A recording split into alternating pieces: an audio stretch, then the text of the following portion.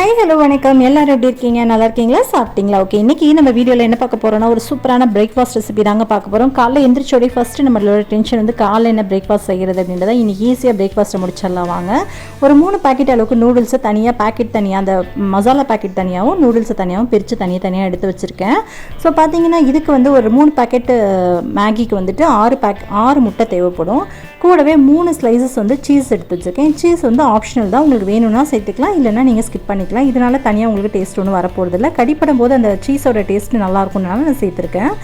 நமக்கு மேகிக்கு எவ்வளோ நீங்கள் தண்ணி வைப்பீங்களோ 3 பாக்கெட்டுக்கு அந்தளவுக்கு தண்ணி சேர்த்துக்கோங்க. தண்ணி சேர்த்துட்டு அதில் 1 ஸ்பூன் அளவுக்கு எண்ணெய் சேர்த்துக்கோங்க. 3 பாக்கெட் மேகிக்கு 3 டம்ளர் அளவுக்கு தண்ணி நான் வைப்பேன், கரெக்டாக இருக்கும். 1 ஸ்பூன் ஆயில் வந்து எதுக்காக சேர்த்தோம் அப்படின்னா மேகி வந்து ஒட்டாமல் நமக்கு நல்லா பிரிஞ்சு தனித்தனியாக வரும், அதுக்காக தான் சேர்த்துருக்கோம். நீங்கள் நார்மலாக நீங்கள் மேகி செய்கிறீங்க அப்படின்னாலுமே நீங்கள் இதை ஃபாலோ பண்ணலாம், நல்லா வந்து ஒட்டாமல் வரும், அதுக்காக தான். பாருங்கள், இப்போ மேகி நல்லா வெந்து தனித்தனியாக வந்திருக்கு. இதை அப்படியே ஆற வச்சிடலாம். ஒரு பாத்திரத்தில் மாற்றி ஆற வச்சுக்கிறேன். அதே பாத்திரத்தில் ஒரு 2 ஸ்பூன் அளவுக்கு எண்ணெய் சேர்த்துட்டு பெரிய பல்லாரி வெங்காயம் இருக்குல்ல, அதில் ஒரு 2 வந்து நல்லா ஃபைனாக சாப் பண்ணிவிட்டு சேர்த்துருக்கேன். சேர்த்துட்டு இதை நல்லா வதக்கி எடுத்துக்கலாம். வெங்காயம் வந்து ரொம்ப வதங்கணும் அப்படின்னு அவசியம் இல்லை, ஓரளவுக்கு க்ரன்ச்சியாக வதங்குச்சு அப்படின்னாலே போதுமானது. இந்த கண்ணாடி பதம் அப்படின்னு சொல்லுவாங்க இல்லையா, அந்த அளவுக்கு லேசாக வதங்குச்சு அப்படின்னாலே போதுமானது. வெங்காயம் இந்த அளவுக்கு வதங்கினதுக்கப்புறம் அடுப்பை ஆஃப் பண்ணிடலாம். அடுப்பை ஆஃப் பண்ணிவிட்டு நம்ம ஏற்கனவே வந்து மேகி செஞ்சு எடுத்து வச்சுருக்கோம் இல்லையா, அது கூட இதை சேர்த்துடலாம். சேர்த்துட்டு நம்ம ஆல்ரெடி மசாலா பாக்கெட் தனியாக எடுத்து வச்சுருக்கோம்ல, அதையும் இது கூடவே சேர்த்துடலாம். சேர்த்துட்டு 2 முட்டையை இது கூட சேர்த்துக்கலாம். நம்ம மொத்தமாக 6 முட்டை எடுத்து வச்சுருந்தோம்ல, அதில் ஃபஸ்ட்டு 2 முட்டை இதில் சேர்த்துடலாம். மீதி 4 முட்டை அப்படியே தான் இருக்குது. உங்களுக்கு ஒரு வேளை முட்டை பின்னாடி தேவைப்பட்டுச்சுன்னா நீங்கள் எக்ஸ்ட்ரா கூட சேர்த்துக்கலாம். இப்போ ஒரு தடவை நல்லா கலந்து கொடுத்துக்கலாம். கலந்ததுக்கப்புறமா நம்ம சீஸ் எடுத்து வச்சுருக்கோம்ல, அதை வந்து இது கூட லைட்டாக அப்படியே கையிலேயே அப்படியே வந்து உதுத்து விட்டுக்கலாம். ரூம் டெம்பரேச்சரில் எடுத்து வச்சிட்டிங்க அப்படின்னா ஈஸியாக இருக்கும்.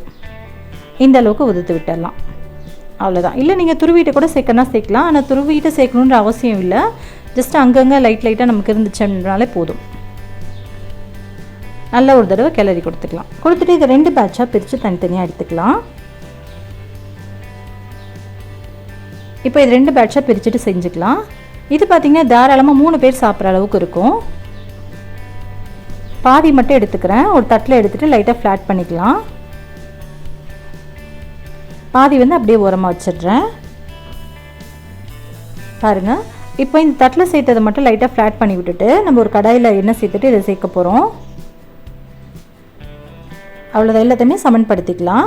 அது மட்டும் இல்லாமல் இது ஓரமாக வச்சுட்டு ஒரு பாத்திரத்தில் நம்ம எடுத்து வச்சுருக்கோம் மீதி 4 முட்டை, அதையும் இது கூட சேர்த்துடலாம். எனக்கு இது இல்லாமல் ஒரு முட்டை எக்ஸ்ட்ரா தேவைப்பட்டுச்சு, நான் அதுக்கப்புறமா நான் சேர்த்துக்கிட்டேன், நான் உங்களுக்கு பின்னாடி சொல்கிறேன். ஸோ அதனால் 7 முட்டை நீங்கள் எடுத்து வச்சுக்கோங்க.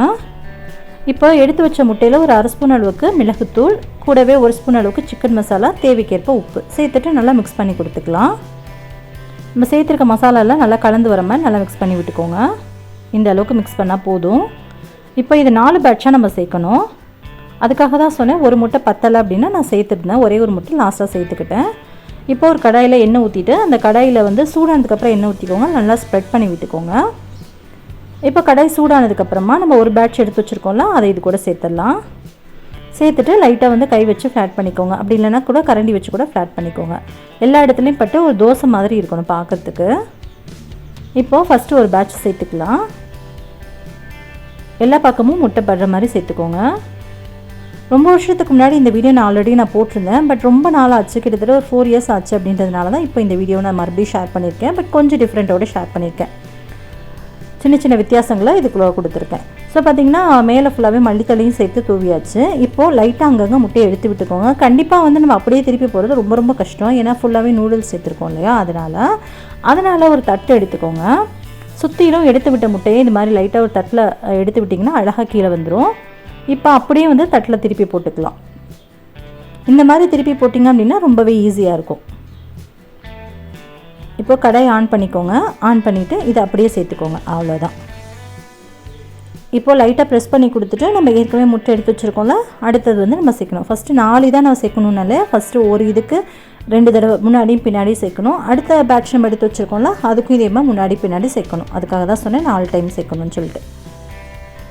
இப்போ மேலே ஃபுல்லாக சேர்த்துக்கலாம், அவ்வளோதான். இப்போ சேர்த்துட்டு இதை வந்து மூடி வச்சுருங்க. மூடி வச்சிட்டிங்கன்னா மேலேயும் நல்லா வெந்துடும், கீழேயும் நல்லா அடியிலையும் நல்லா வெந்திருக்கும். 2 பகுதியிலும் நல்லா வெந்ததுக்கப்புறமா ஒரு தடவை திருப்பி போட்டுக்கலாம், மறுபடியும் ஒரு தடவை திருப்பி போட்டுக்கலாம். இதே மாதிரி தட்டில் மாற்றிட்டு திருப்பி போடுங்க, ரொம்பவே ஈஸியாக இருக்கும். அவ்வளோதான், ஒரு 1 நிமிஷத்துக்கு மட்டும் அடுப்பை ஆன் பண்ணிவிட்டு அதுக்கப்புறம் அடுப்பை ஆஃப் பண்ணிவிட்டு இறக்கிட வேண்டியதான். நம்மளோட சூப்பரான மேகி பீட்சா மாதிரி ரெடியாக இருக்குது. பார்க்கவே ரொம்ப அழகாக இருக்குது. காலையில் பிரேக்ஃபாஸ்ட்டுக்கு குழந்தைங்களுக்கு செஞ்சு கொடுங்க, ஒரு ஃபில்லிங்காகவும் இருக்கும், டேஸ்ட்டும் ரொம்ப நல்லாயிருக்கும், விரும்பி சாப்பிடுவாங்க. என்றைக்காவது ஒரு நாள் செஞ்சு கொடுக்கனாலும் ஒன்றும் பிரச்சனை இல்லை.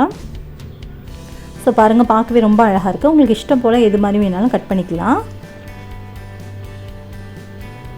அவ்வளோதான், சூப்பராக ரெடி ஆகிடுச்சு பாருங்கள். இது நல்ல சாஃப்டாகவும் இருக்கும், சாப்பிட்றதுக்குமே ரொம்ப டேஸ்ட்டாகவும் இருக்கும், நல்ல சாஃப்டாக இருக்கும். இங்கே பாருங்கள், இப்போ உங்களுக்கு அமுத்தி காமிக்கிறேன் பாருங்கள். இந்த அளவுக்கு வந்து ஒரு ப்ரெட் மாதிரி இருக்குது பாருங்கள், பார்க்குறதுக்கு டேஸ்ட் ரொம்பவே நல்லாயிருக்கும். கண்டிப்பாக ட்ரை பண்ணி பாருங்கள்.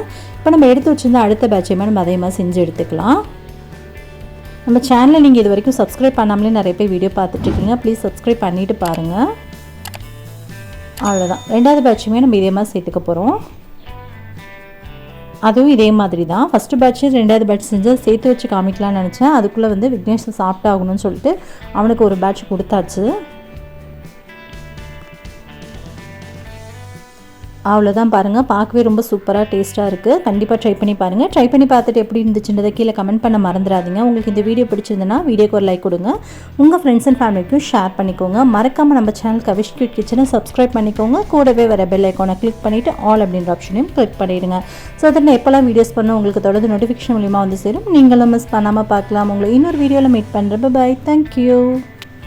இந்த போறப்பு தான் நல்லா ருசிச்சு சாப்பிட கிடைச்சது.